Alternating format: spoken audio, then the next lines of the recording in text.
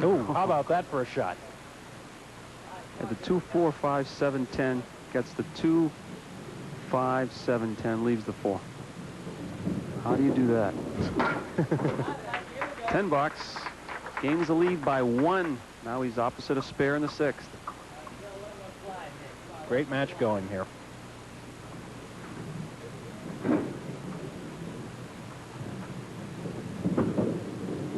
Mike's all over the head pin again, but a little full. That's the difference. Leaves himself a 3, 6, 7. Would this be a spot to make this shot?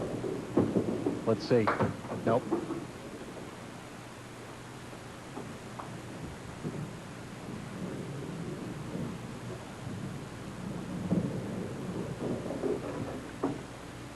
Every pin critical here. Mike waiting for the wood.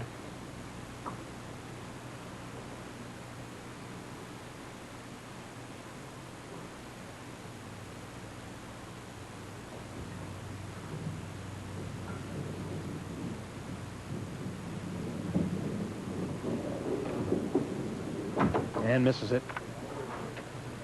So right now the match is even. Everything that Joe Ashline puts on this spare will be his lead through 6 frames.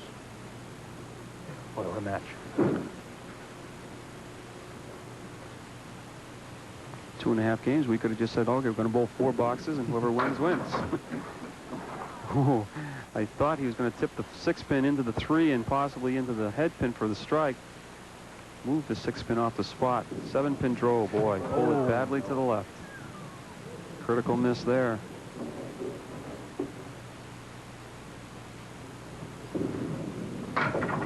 And it's a 9 box.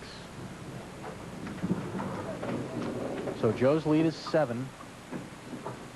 And he knows he has to keep the pressure on with marks here.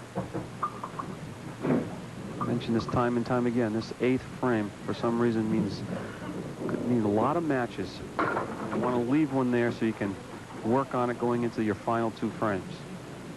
And if Joe's going to do that, he's going to have to convert the 3, 6, 10 and the 4-pin. A couple pieces of wood in front of the 4, but I believe he'll probably try to split the 3 and the 6. Ooh, very close.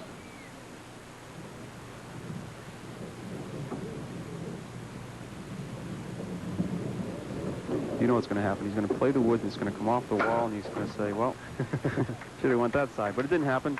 Pair of 9s, though, for Mike Morgan to work on. Well, here's the interesting thing right now for Mike Morgan, though, Dan. Since he had those 6 marks in a row to end the first game, he's only had 3 marks since. It's amazing.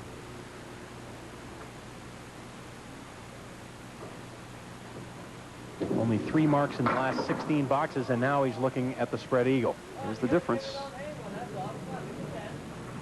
Well, he worked out of some of these jams before with 10 boxes, and he's going to have to try to do that again. Well, at least he knows that he won't lose too much ground as long as he can work out of these. He can actually gain a pin if he can knock all of these down. He's going to lose 1 in count, so the lead will be 8. But that could all change with a mark here in the 8th. Roles reversed from last week. Now Tom Morgan in the back cheering on his younger brother. Again, on the head pin, but he can't get that extra pin. 5, 6, 10. Piece of wood in front of the 6-10. Gonna need some help. Nope. You can get that pin back, drop it to 7. He picks this up for a 10. And we're into the final 2. All right. That's the situation. 2 boxes to go. Joe Ashline leads by 7, and he will fire first. Joe's thinking 1 mark anyways to push it into double figures, force Mike Morgan to throw a double mark. On lane 32, spread eagle. He doesn't want to have a bad frame, obviously. Only leading by 7. He doesn't want to make it easy for Mike. Well, there are 3 pins to get off the spread eagle. Picked out the 4, the 6, and the 10. Oh, make it the 3, the 4, and the 10 it was, and he converts it for a 10 box. The big 10 box. Obviously, every pin counts.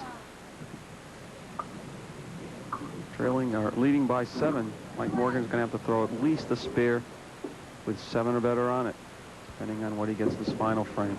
Ooh, missing the head pin. He's going to leave the door wide open. Unless he can convert the 1, the 3, the 7, and the 8. Piece of wood resting next to the 8. It should help. Well, it was in a position to help. Now it's moving out a little bit. Yeah, it's got to be concentrating on the head pin. Let's see. Nope, missed it to the right. So that gives Mike Morgan the opportunity. He will have to get a mark, though. Ooh, there's 2 more. So 8 box, 111, 379 for Joe Ashline, which means Mike Morgan needs a 106. So he's got to have 26 pins in these 2 boxes.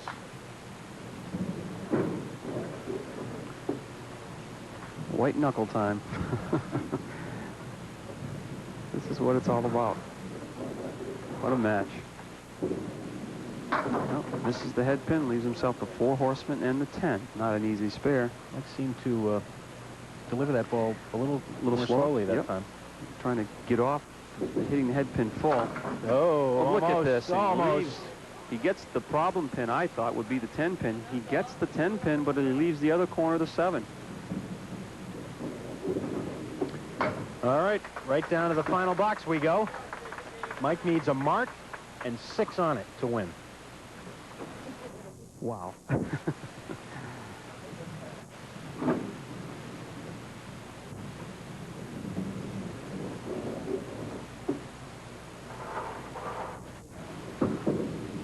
Oh, pretty good hit. Oh! Strike in the 10th.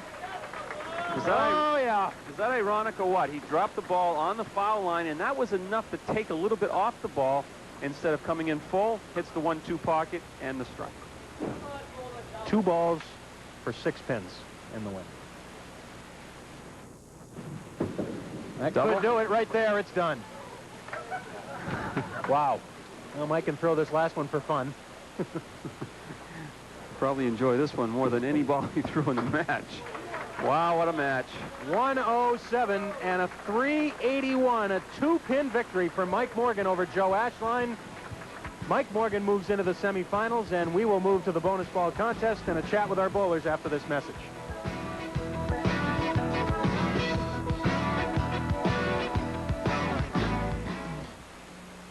Welcome back to Park Place Lanes. The hand is for Joe Ashline, $175, not the check you wanted, but that was a strange match. You come all the way back, and then the 3rd game, both of you really were struggling. Yeah, it was. I figured I was gone after the first string, but Mike let me back in it, and I just couldn't finish him off. I mean, he gave me the chance, and I didn't take advantage of it. Well, I know we're going to see you in doubles in a couple of weeks, so good luck then, and we'll see you soon. Well, I sure hope Mike's in it, because I'd like to beat him in that. Okay, Joe. Thanks very much. Mike Morgan quickly up on lane 31. We're going to see if we can get our 2nd win in a row in the bonus ball contest. We're back down to $20, but of course still on the line are 2 sets of brand new bowling balls as well from Paramount Industries and our good friend Bob Perella. Oh, it's a 2. If you win this one, Mike, I don't know.